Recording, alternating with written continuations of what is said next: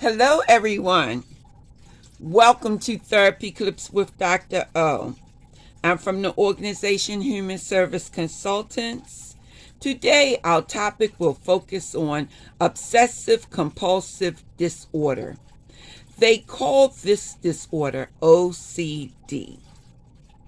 It is characterized by repetitive, unwanted, intrusive thoughts.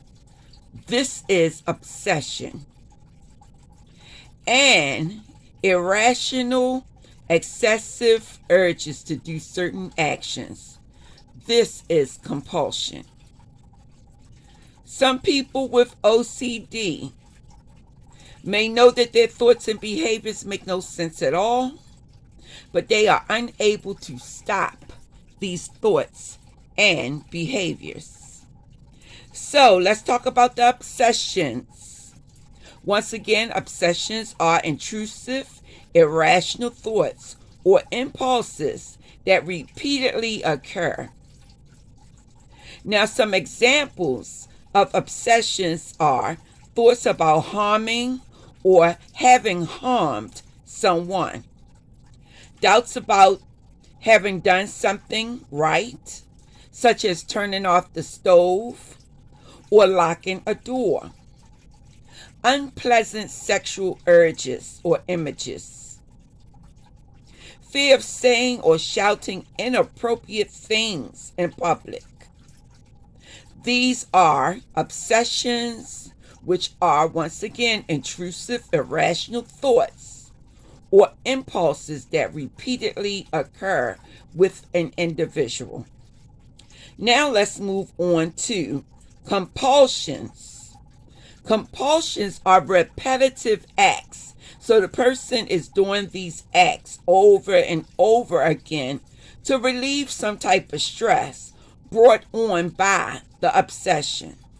So some examples of obsessions are the intrusive thoughts, once again, but some examples of compulsions are hand washing due to the fear of germs, counting and recounting money because a person is not sure that they added it correctly, checking to see if the door is locked or the stove is off, mentally checking some types of thoughts that's based around the obsession. So it's called mental checking once again. So these are the compulsions. So let me go over that once again. The obsessions are intrusive thoughts. The compulsions are repetitive behaviors as a result of the obsessive thoughts. So they're doing this behavior over and over and over again to relieve the stress based on the thoughts. Now, people don't understand why this happened, but the researchers believe that the activity in several portions of the brain is responsible. So specifically, they're talking about the serotonin in the brain. Serotonin is a chemical that's within the nerve cells, and they are used to communicate with each other. So the belief is that OCD could be brought on by genetics. So especially if there's a parent or a sibling who also have the disorder, there is a 25% chance that another member of the family will also have OCD. And so, when we diagnose someone with OCD, we are looking for obsessions, compulsions, or both. This could be obsessions or compulsions that are upsetting to the individual and may cause difficulty in work, relationships, or other parts of life. The treatment that's available are medications. And these medications are what we call the SSRI. And what that stands for is selective serotonin reuptake inhibitor. Now that's a little bit, technical, and I do understand it. But what's being said here, so that you can understand it, is that the brain secretes serotonin. So serotonin is a neurotransmitter, and that neurotransmitter helps us to go to sleep. It may also affect your eating habits. It may also affect depression. And so when we're talking about SSRIs, the medication, what we're trying to do is we're trying to prevent the serotonin from being reuptake into the cell. And so that's why it's called a selective serotonin reuptake inhibitor.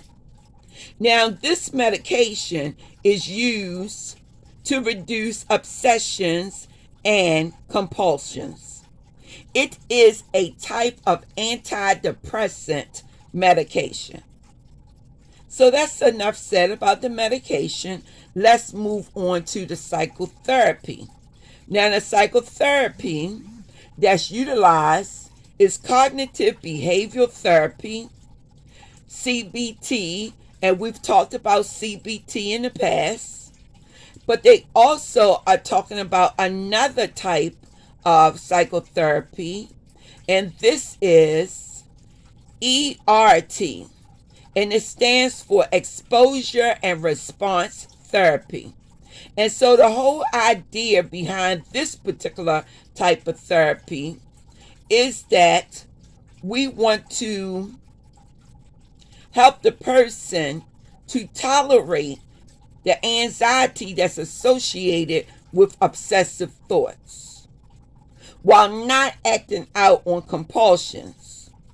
So we want to reduce the compulsions, and we want to help the person to tolerate the anxiety that's associated with the obsessive thoughts. So that's basically it as far as the treatment is concerned.